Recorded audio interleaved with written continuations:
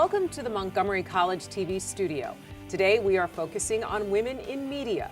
The goal of the show is to encourage young women who are entering the field and getting them to stay in it. We'll talk strategies like learning all you can and overcoming obstacles. According to Harvard's Nieman Lab and the American Society of News Editors, women made up 39% of newsrooms last year. That doesn't sound that bad until you realize that is only a 2% improvement from the last 16 years. You could be asking yourself, should I even try? Is it even possible? The answer is a resounding yes. You'll get to know some women who have proven that anything is possible. But before you meet our guest, we have a couple questions from students in the Montgomery College TV production program. Hi, good evening. My name is Arlene Schindler-Anim, and I am a TV major at Montgomery College. My question to you would be, was there ever a time in your career where you thought that you were not cut out for this and that you weren't going to make it as big as you did? Because I have this doubt in myself a lot when it comes to my career choice and if I'll make it big and if I'll ever be good enough. And I wanted to get your perspective on that, especially, me being a woman of color. I think about this a lot, so I wanted to get your perspective on it as well. Welcome back. Well, we are now very fortunate enough to have one of our guests, Ms. Justine Love. Thank you so much for joining us. It is my honor. Well, we are honored to have you. She has had an incredible career. She has been the Community and Public Affairs Director for one of DC's most popular TV stations. And you have just an incredible amount of information to share. Before we jump in on that, I showed you the question from one of the students. What did you think about that? Well, you know what? There were some obstacles along the way because I went into a completely different career path. It's always about reinventing yourself. My degree is in health education and public health administration. Wow. So for me to go and do radio was just very different. So, my expectations of being in the workforce before was very different because I was like, well, why don't you all do this way, that way, because I was in a very structured environment. So that was a challenge for me. And, I met some incredible young men and some young women that are doing great things. But again, everybody thinks that being on TV or in the radio, on the air is just like all glitz and glam and you're going to meet all these phenomenal people. And I'm like, well, they're regular folks just like you and I. Right. Some of them are nice and some of them aren't. Right. Well, what's interesting is that first question was, how did you even get started in, what were the first couple years of your career like? And to hear that you started in the healthcare industry and then you ended up in radio. In radio is Right. phenomenal. So how did you make that transition from going from one place to the next? Well, the most important part is I'm an educator. I will always be an educator. And because of that, it was a great segue. So it was just like I had a classroom from 10 to midnight, 5 days a week that was listening. And, they could call in and ask questions, and it was great. And I was providing a service to help some folks along the way that, I wasn't judgmental because, you were calling me. I wasn't calling you.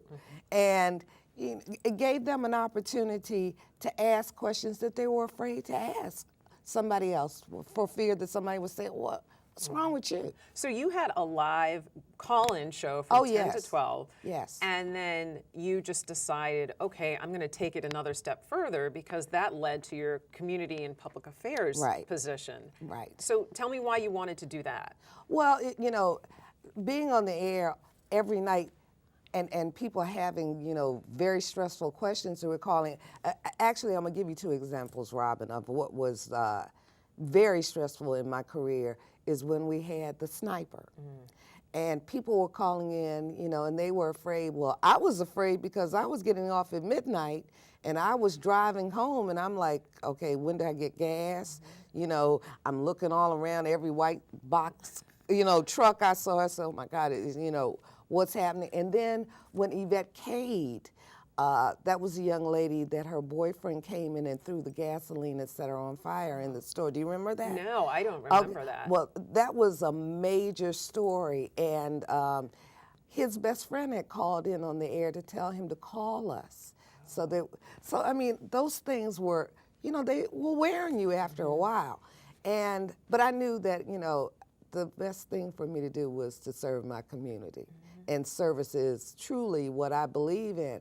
So I had a platform, and the folks that didn't have an opportunity, that were doing great things, I could open the door for them to talk about their issues that were somebody else's issues. And it was very interesting, because from one radio station to doing community and public affairs for 5 stations, where I had a news station, a sports station, a Spanish station, like a pop station, and then a R&B and hip hop station, you know, but we were all human beings. And we all had issues, but I was in tune enough to know what was pertinent to one group was pertinent to another group, and maybe the two of them should come together. And when you talk about opening the doors for a lot of people, you've also been very instrumental in mentoring young people. Oh, yeah. Not just people on the outside who want to call you, but also people who want to get inside and work alongside you. Tell me how important it is when you're talking to these young students about creating a portfolio. Students here at Montgomery College can create a portfolio, but tell me your experience in terms of why it's important to do the internships, create a portfolio. Can you talk about that? Well, the first thing is, it's your brand.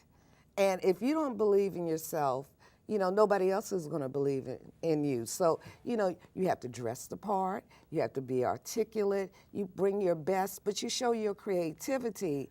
But, you know, I don't want to see you walk in with a short skirt or, you know, tennis shoes all the time. And I know that that's, you know, what our young people like to wear, but, you know, folks are looking. And, you know, you want to be always ahead of somebody else. And especially for women, you know, we have to be 400% better than anybody else. And, you know, mentoring them is, you know, I try to tell them, listen, because, you know, we have some folks that don't like to listen, and if you listen and you have a question, don't question everything somebody's telling you. You know, it'll be revealed to you, but if you listen, you'll understand why they're telling you that. And, you know, and tell people thank you. Yes. So basic etiquette tips, common sense, and just dressing for success. Yes. For a lot of the students, you encourage them to get internships. Is that correct? Oh, absolutely. Yes. Absolutely. And it gives you an opportunity to see behind the scenes. The one thing, and to the students that are watching this, I want you to understand, everybody wants to be in front of the camera or in front of the mic.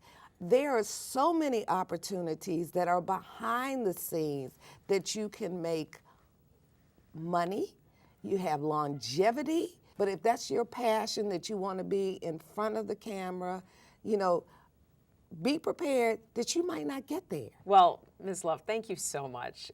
I really appreciate it, and I think that the insight that you're going to provide is going to help a lot of students. No, well, thank you, Robin, Oh, sure. for educating our children. You Oh, know, yeah. well, our young adults, because they're young adults, so educating them, because you know what, you have such great pearls that you can pass on to them, because we've been through the trenches. That's right. That's right. Thank you. So again, thank you. Oh, my pleasure. My pleasure. All right.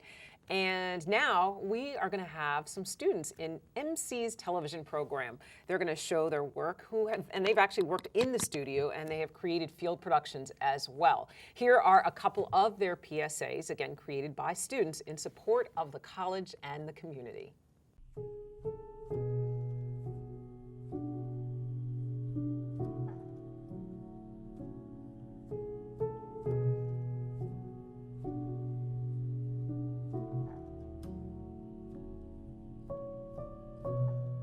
Only you know your friends. Don't miss the signs. If they're not acting like their usual self, talk to them. Suicide prevention. We come to school to learn and to make new friends, but not everyone acts that way. There are people who want to put you down and make you feel bad. It is our job to make sure nobody feels unwanted or unliked. It is our job to lend a hand to someone who is in need. We are all human beings with feelings. The only way we should make others feel is loved. Spread love, not hate.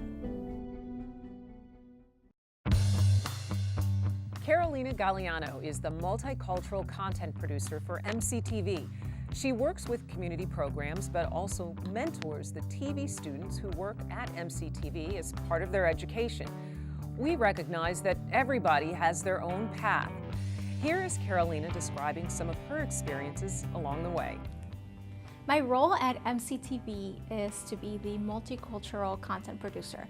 So what that means is that I get to take the information and the stories that we have here at the college and bring them to multilingual, multi-ethnic populations that are interested in our community and in becoming part of our college. My path to this career was a little bit non-linear.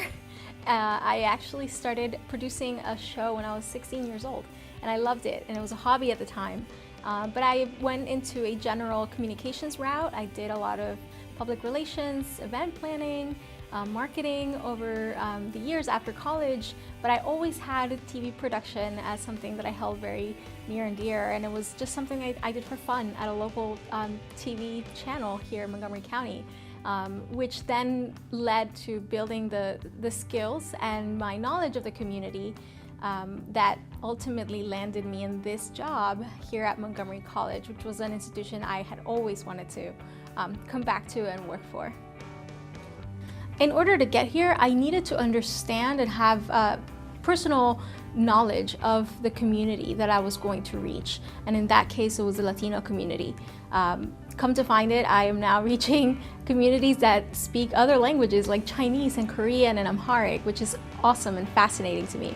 But really just having an understanding of that immigrant experience, which is my own, I think that was a really big asset for becoming a part of this team here at Montgomery College.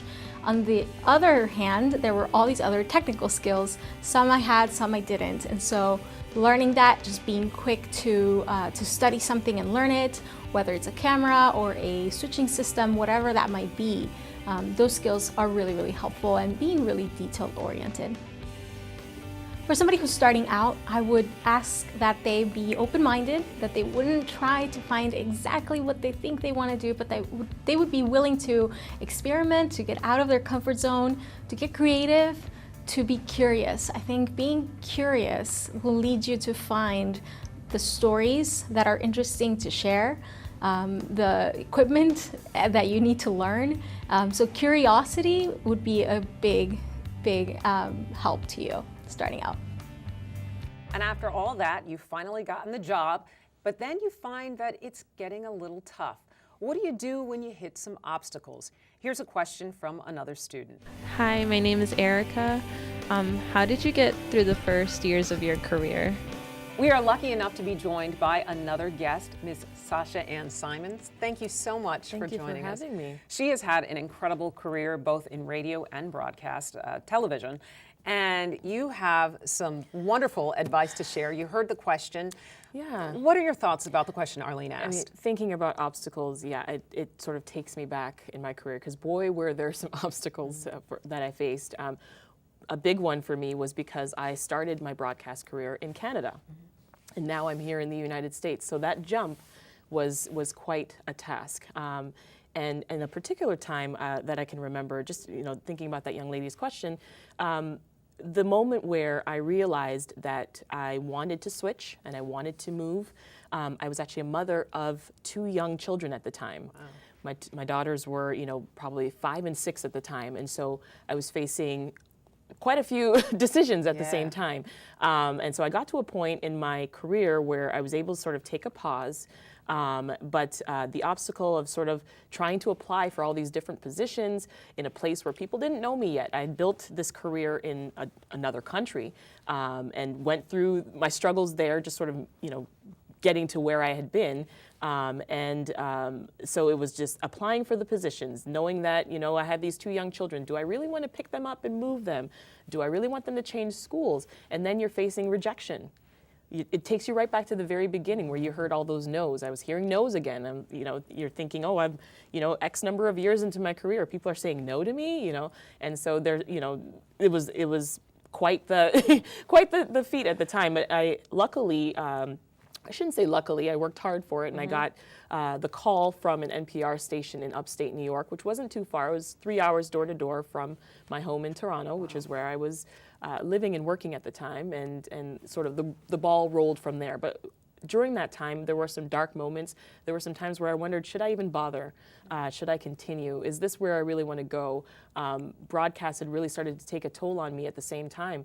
I mentioned I'm a mom, and so the hours, as a lot of people know in broadcast, are not the conventional 9 to 5 hours. So I was doing these, you know, late night shifts, overnights, and, you know, crazy stuff just to make it in the industry. And so I was like, did I want to really start that over again by moving to another market? And so, you know, I worked myself into a position that was, you know, turned out to be the right hours, and there was a lot of support there, and the closeness to home. My mom popped over a lot, and my dad popped over a lot to help out, and everyone knew the dream, and so I just had people rallying around, family-wise, that wanted to see me take it there. So what kept you going, though? Because you clearly must have a passion for it, because that is a lot. The rejection, the family commitments, the time, the leap of faith, all of it. So what was it that kept you going? Because I think that's the question that a lot of people, including Arlene, have, is that what you were going through sounded almost impossible. It was a nightmare at the time. I had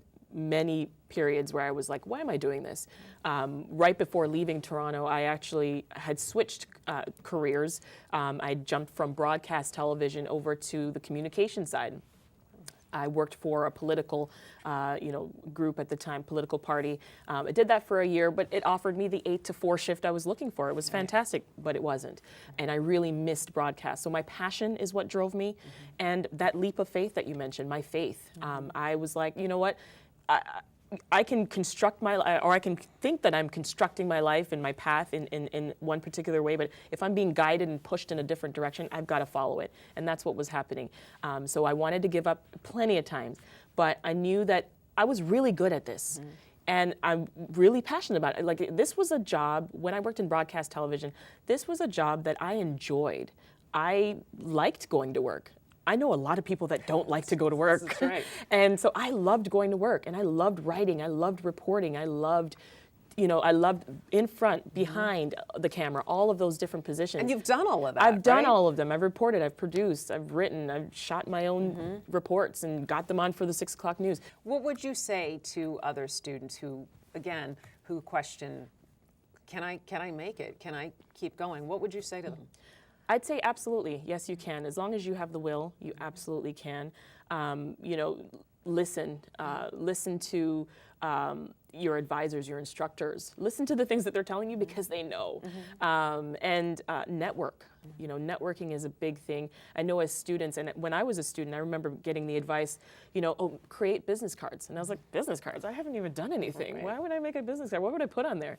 I put my skills on there, just like little neat bullet points, just kind of like a mini resume. And people were so impressed. I'd go to these mixers and these different events, and I'm whipping out my card, and it's like, hire me, but they were just like, wow, like taken aback. And so it's like, listen to your advice, get out there, meet people, intern. I never stopped interning. Every semester of every year that I was in college, I was an intern. My internship led me to my very first job. My last semester of my final year, I landed a full-time job. Wow. I had to take a vacation day to graduate. Wow. All because I interned. Yes. Yeah. And one last thing I want to mention, you said that you did everything. And I know MCTV has a lot of opportunities for students, even here in the studio, to get their hands on everything. Why was that important? It was important because for me, just as a woman of color, a young woman of color, I was in my 20s at the time, I wanted to expose myself to a bunch of different things, but I knew that behind the scenes, that's where all the control lied. that's where people like me were not. And so I wanted that exposure, and I wanted to get good at that, because I thought later on when I circle back, though I had my in front of the camera dreams for now, I knew that when I exposed myself to other things, I'd probably open up the can of worms, like a really good can of worms, where I'd see that there's some really cool positions, and that's where the money and the control is really at. That's where it's at. Wonderful. Thank you so much. pleasure. It's very inspirational and encouraging, I think, for you. a lot of students. I hope so. Yes, definitely. Ms. Sasha Ann Simons, it's a pleasure. Thanks for having me. And we will be right back.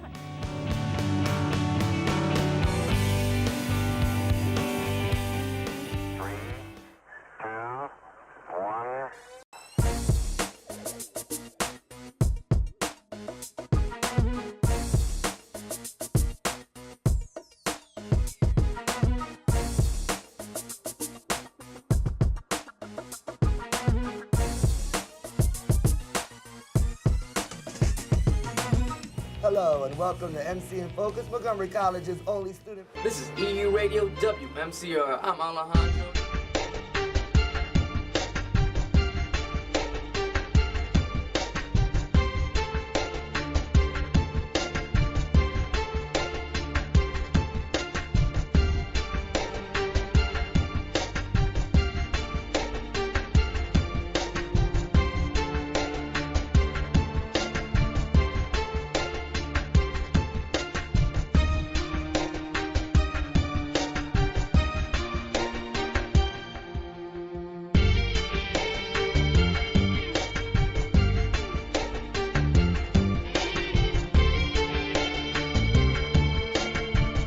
Most classes, you gotta wait a while before you even touch the equipment. We were doing that the first class.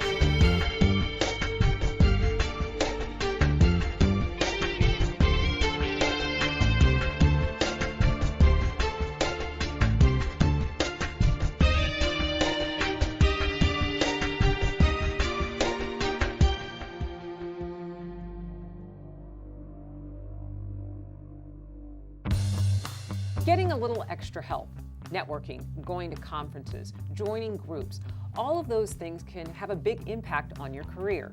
We're now joined with another wonderful guest, Amanda Smith. Thank you. Tell us your title. Absolutely. So I am president of the Alliance for Women in Media, National Capital Area Chapter. Okay, so you're in a leadership role. You are the best person to endorse why you should be a member of this club. Tell us a little bit about the importance of joining an organization to help your career. Sure. So the Alliance for Women in Media is a national organization. So I do head up the DC chapter. We have 50 affiliates across the U.S.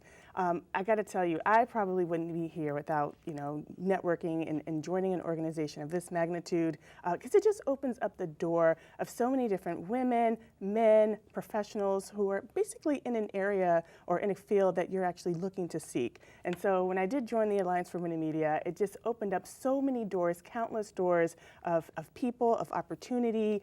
It's just endless. And so one who is looking to kind of get that experience, meet people in their field, even if it's not the Alliance for Women in Media, another organization that you're looking to get into is ideal for anyone who's looking to embark on their career.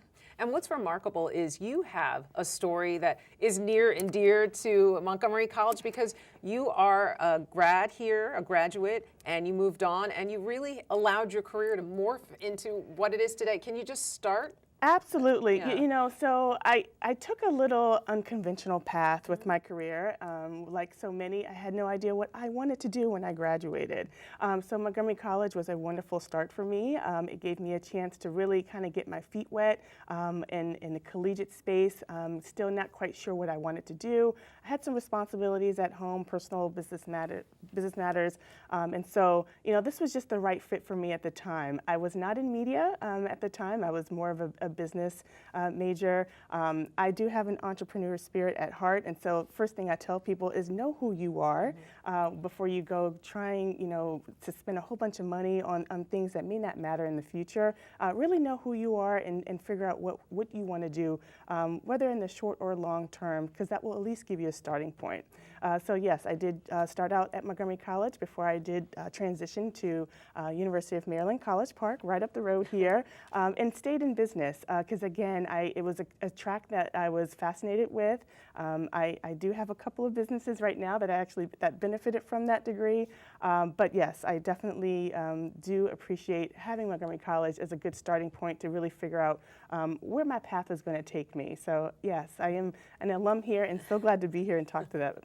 And what's great is you had allowed your training here at Montgomery College and then your business acumen dovetail into a media background. Tell me how you used all of that to bring in joining an organization or association into the fold. Sure. So, you know, a lot of times I tell students or people, young professionals, be ready.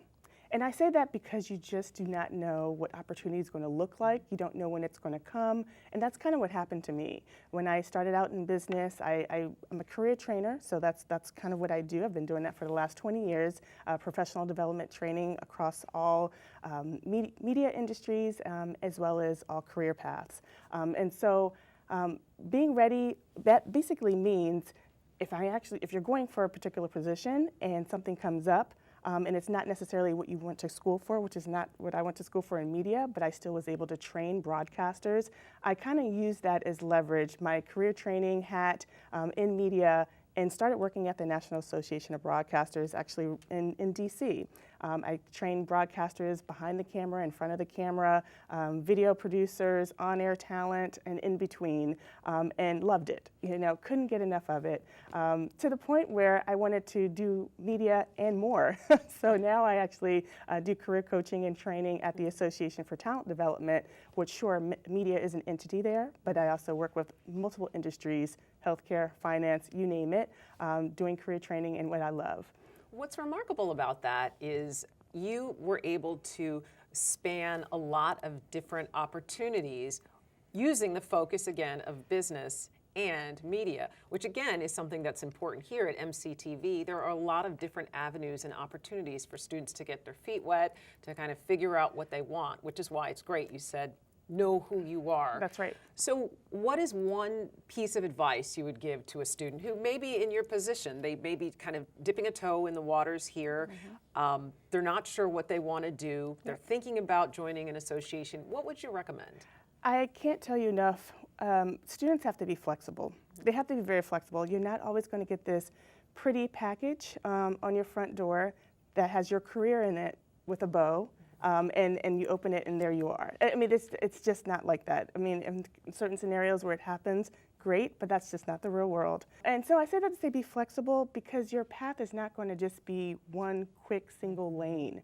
And so if you have flexibility to your career, to learning new things, you'll be able to kind of diversify yourself and be a resource for yourself to embark on different avenues. And so being flexible will allow you to touch on some of that. And I like the fact that you emphasize most people's careers are not linear. And so there are different avenues that you maybe need to test and try. Sure. So for the Alliance for Women in Media, what could a student or anyone expect if they decided to join? Sure. So we cover really big topics. You know, Me Too is a big thing right now. We just hosted a Me Too panel at the National Association of Broadcasters back in February. We tackle real issues that real women are facing in the media industry, but we also talk about some of the more soft skills that I like to call. Sure, you know, people will take a class on how to, you know, work a camera or how to speak, but no one's going to talk to you about being a good communicator. No one's going to talk to you about having emotional intelligence. And so we teach that at the Alliance for Women in Media. We host workshops. We have a lot of panel discussions, women and men who are actually working in the field, giving back and telling their story. That's the thing. We tell stories about how different people got to where they were, and with the hopes that it resonates with some of the people out there. We found it to be really effective. Okay, wonderful. That's terrific advice. Thank you so much Absolutely. for joining us. This Thank you. is so helpful. Sure. And it will give a lot of people, a lot of students some insight about where to go and what to do. Absolutely. So. Well, thank you, Robin. Oh, it was a pleasure. Yes, pleasure. It was an absolute pleasure. All right, well, thank you so much for joining us. We hope that this past program has been helpful, insightful, and encouraging. We wish you all the best in your endeavors. I'm Robin Hamilton. Thanks for joining us.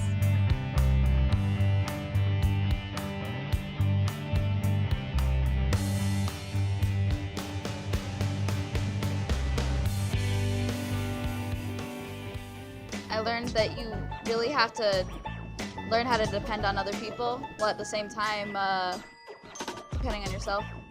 When you're a producer, you gotta be on top of everyone to make sure that they turn in everything on time. So I learned that anything's possible and that you can create anything.